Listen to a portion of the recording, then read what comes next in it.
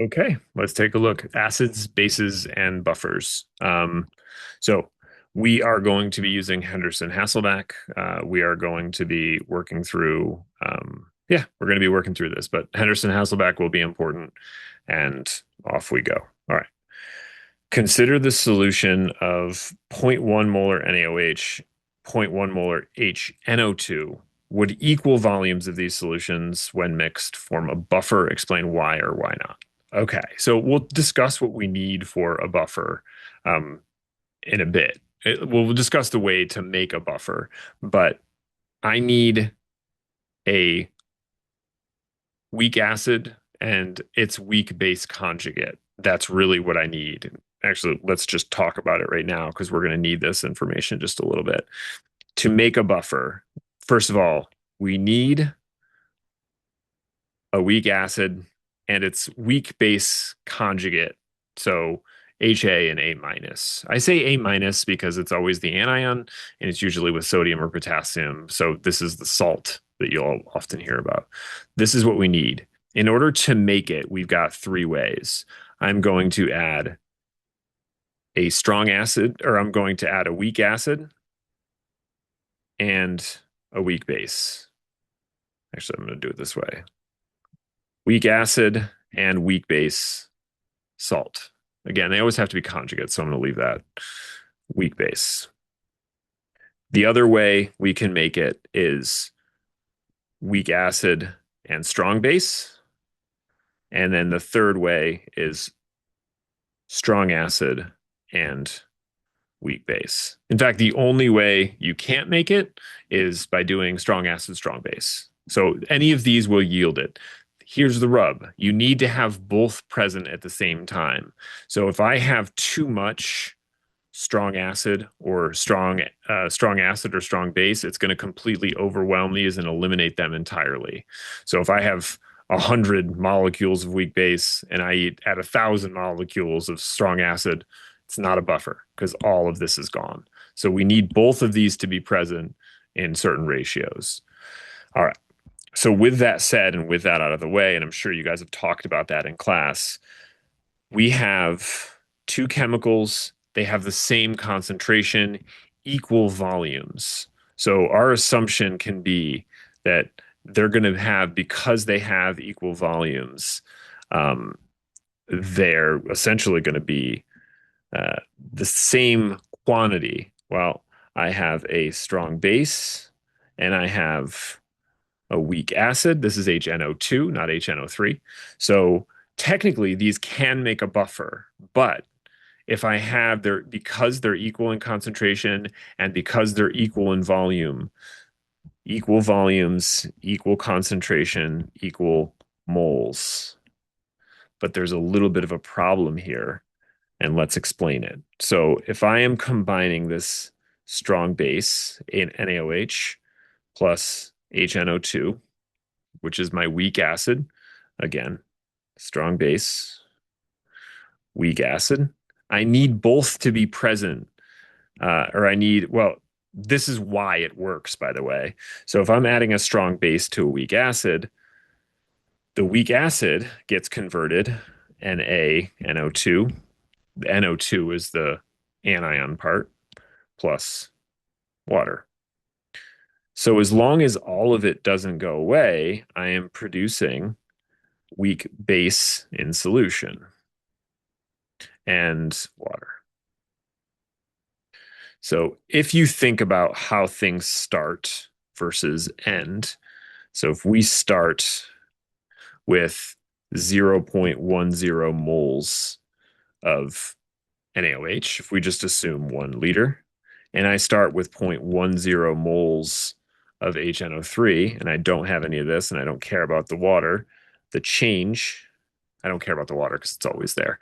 Uh, I'm going to react all of my strong base completely. I'm always going to react the one that's less. In this case, the one that's less is the strong base, or they're equal quantity rather. Well, I'm going to lose the same amount of acid and I'm going to gain that much base. Well, in the end, this solution is going to contain Um, zero base, strong base, great. That's good news. Zero weak acid, that's not great. And 0.10 moles of my weak base. So essentially what I've done is I've just converted my weak acid into weak base. That's all that has happened. So in this case, the weak base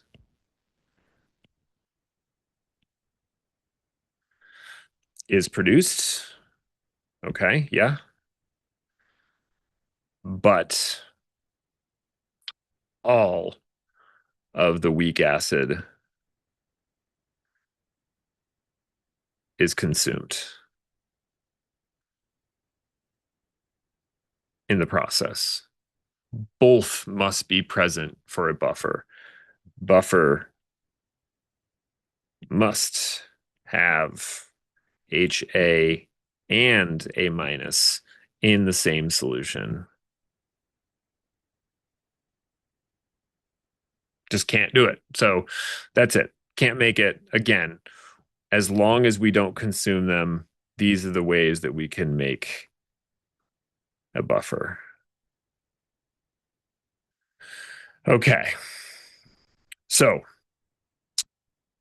this doesn't count. This will not be a buffer because we have run out of acid. Okay, so consider the following Ka information for H2S. For the ion HS minus, write the two chemical equations, one showing it as an acid, one showing it as a base. Okay, sure. If HS minus acts as an acid,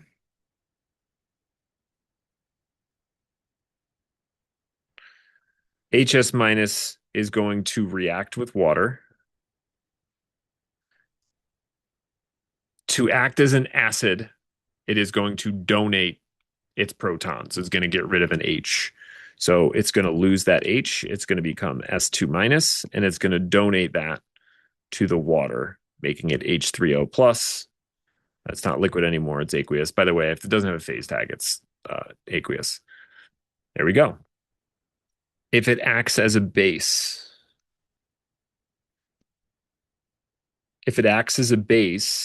then it is going to accept a proton from water. So in this case, it's going to take that proton from water. It's going to become H2S plus OH minus. And it makes sense. One's producing acid, one's producing base. These are the two reactions that we have. So for this next one, identify the ions Ka and Kb value based on the information on the table. Well, one of these is really easy. But before we kind of take a look at that, let's just verify what we're talking about with this table. So H2S is the acid, while H2S has two protons that are going to fall off. So let's just write that out. So H2S loses the first proton or loses the first H and leaves behind HS minus. Okay. This is my first Ka, Ka1, and I'm look up there for the value. Leaving the HS minus, if that were to lose another H, it would make H and S2 minus. This is the second Ka, or it's the second proton coming off. H3, the phosphoric acid has 3 because it loses 3.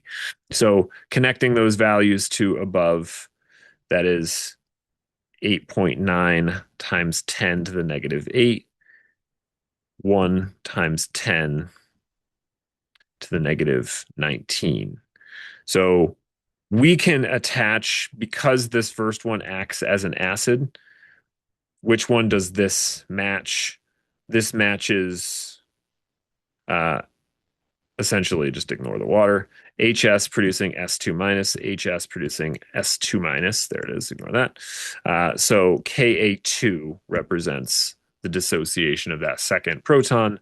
So this K value, Ka, is equal to 1 times 10 to the negative 19. Okay, so That's the Ka value. So the question is, this is not a Ka though, this is a Kb. How do we get Kb from all of this? Well, how do we get Kb?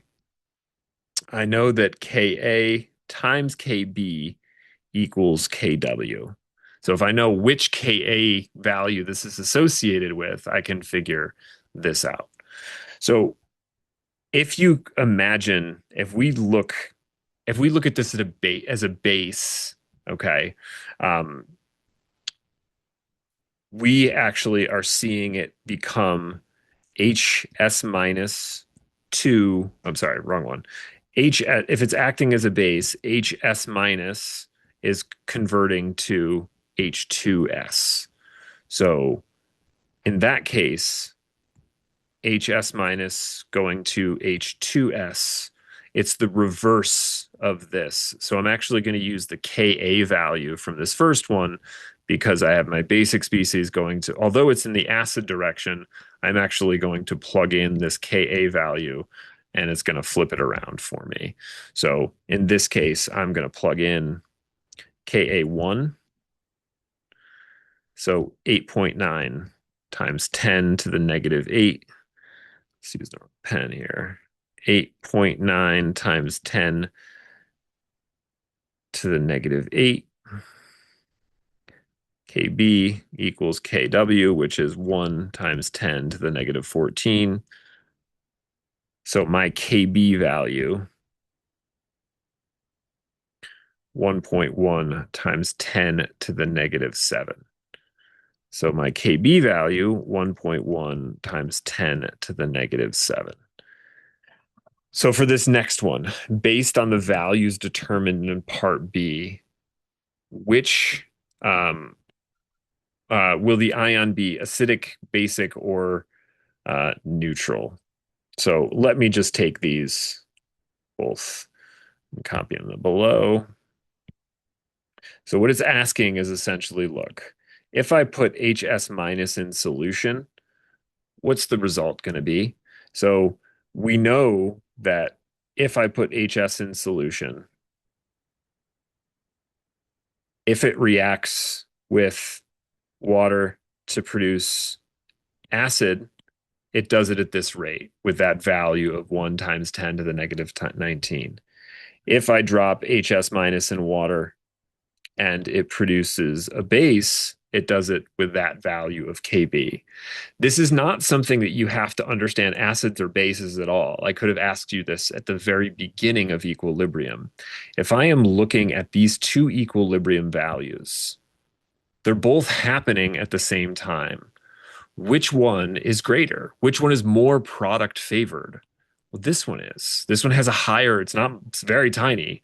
This one has a higher K value. It has a higher equilibrium constant. Equilibrium constant doesn't change just because I'm talking about bases. Because this is a higher value, it's going to produce more product. It's going to produce a lot more product, actually. So that means this happens producing OH minus. This happens producing H3O plus. But because this K value is much higher and it's much more favored than this one, we expect Kb to be much, much greater. And so we can assume it is going to be basic because K value is higher. Not again, higher relative to the Ka value. So the Kb value is much higher relative to the Ka value, significantly. I mean, it's 12 orders of magnitude larger. So it's a massive value. So, by the way, you could actually just make up a pH and you could plug this in and you can solve for what the pH would be for both of these.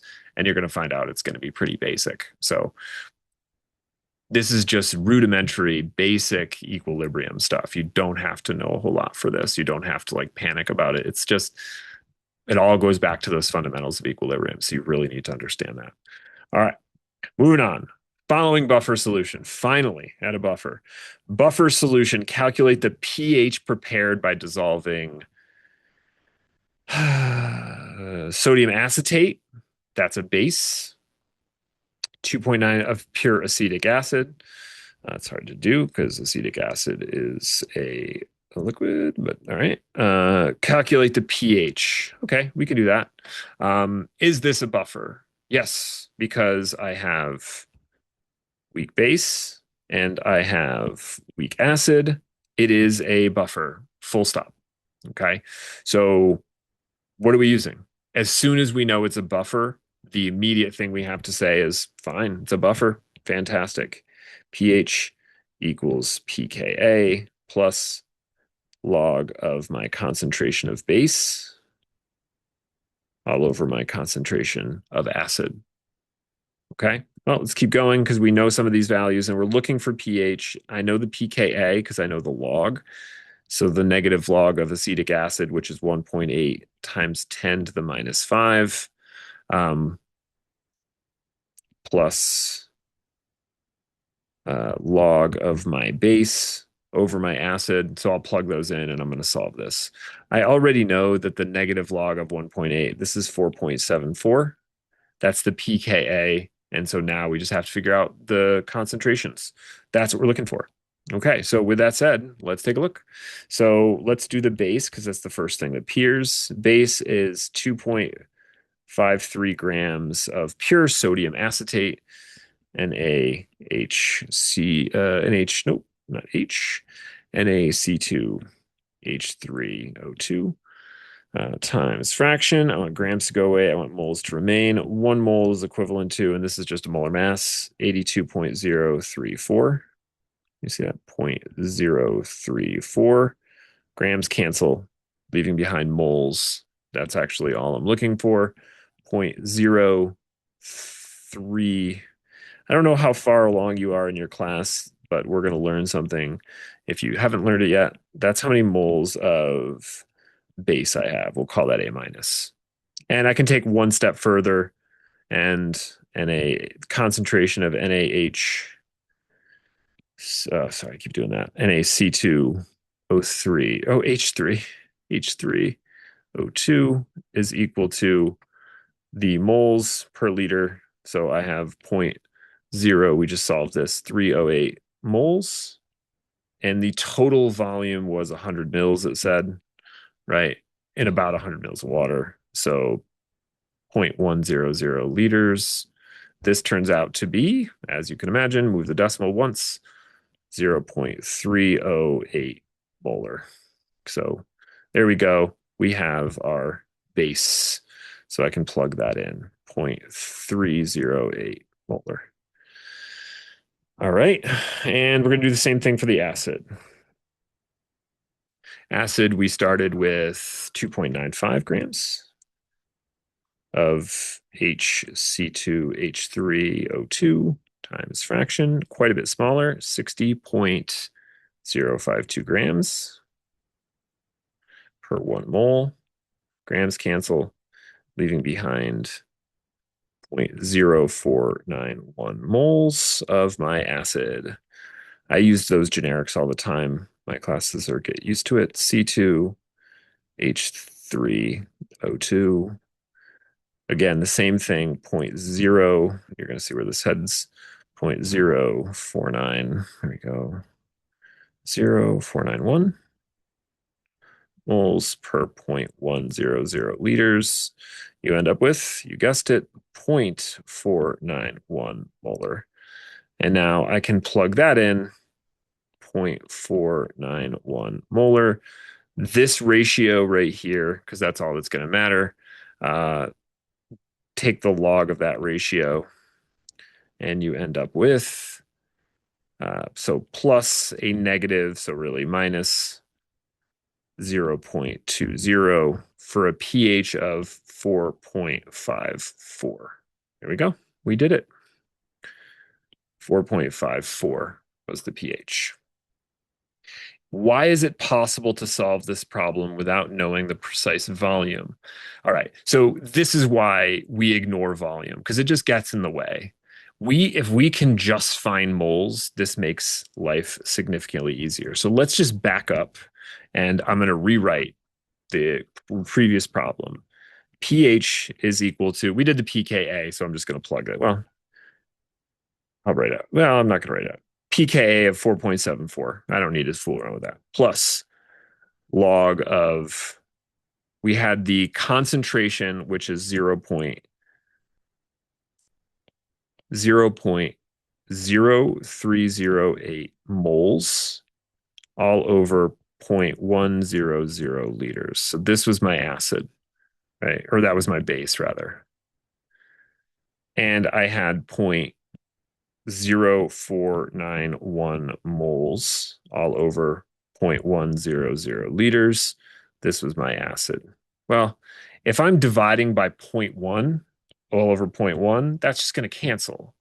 And that leaving behind this in the numerator, this in the denominator, it's really the ratio of those things. So 4.74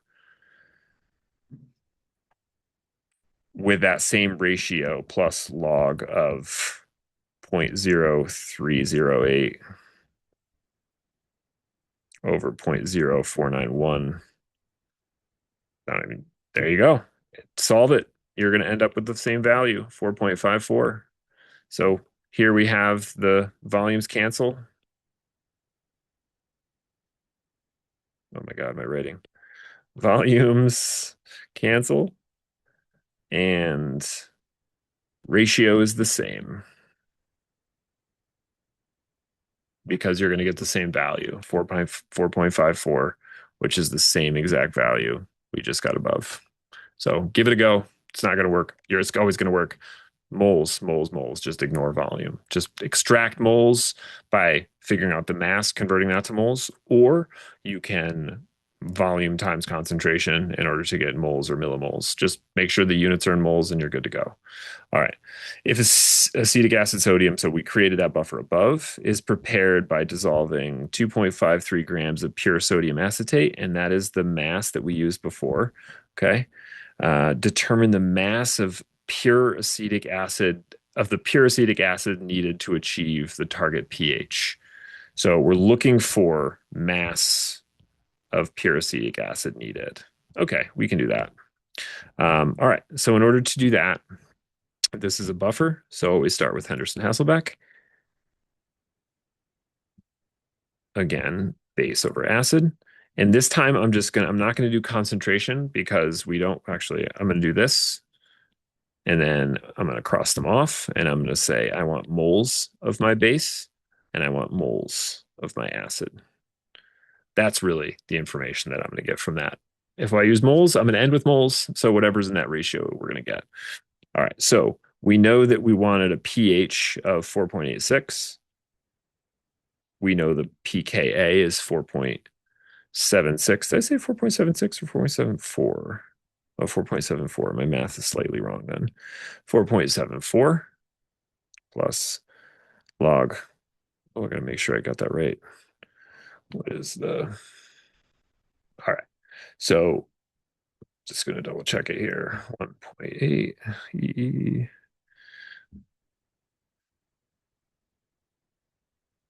4.74. Okay, yeah. 4.74. 4.74 log of, all right. So which do I have? I have the moles of the base. Moles of the base was 0.0308. All over what I'm looking for is moles of acid. And then I can just convert that to a mass, right? So that's really the trick here is I already know the moles of my base. So I just plug it in and solve. Here we go. So now that I have this, I am going to move this over. So subtract both sides, 4.74. 4.74. This goes away. On this side, I have log of 0.0308 moles all over moles of HA. It is worth getting the log kind of isolated. You can separate a log out if you like, but it can be kind of a pain in the ass and not kind of always work as exactly as you want it to. So 4.86 minus 4.74, so 0.12. Now I'm going to raise both sides, right, to 10 to get rid of the log. So raise both sides to 10. So you get rid of the log. 1.32 is equal to the ratio of 0.0308. By the way, there's a little bit of a trick here to make sure that you get these right. So moles of HA. So just going to move that around. So divide by 0.0308, enter X. There we go. So moles of HA after I solve is 0.0234 moles of my acid. All right.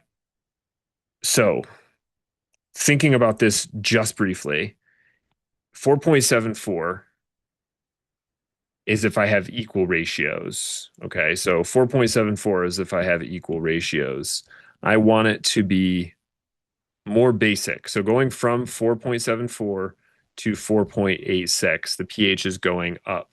I need it to be more basic. That means, do I have more base or acid? I have more base. Good. I have more base, which means the pH is going to go up. This is correct, it would seem. So it is worth doing that check to see what you get. So it's 60. 0.052. Just doing a little bit on the fly here. All right. So times fraction. I want moles of acetic acid to go away. I want grams to remain 60.052 grams per 1 mole. Moles cancel. And I'm left with 1.40 grams of acetic acid. And we know it's right because we have more base than acid anyway. So it looks good. I have more base than acid in moles. Okay, that's it. That's the idea. This was also available in the little spot below. So you have access to these notes. So, all right.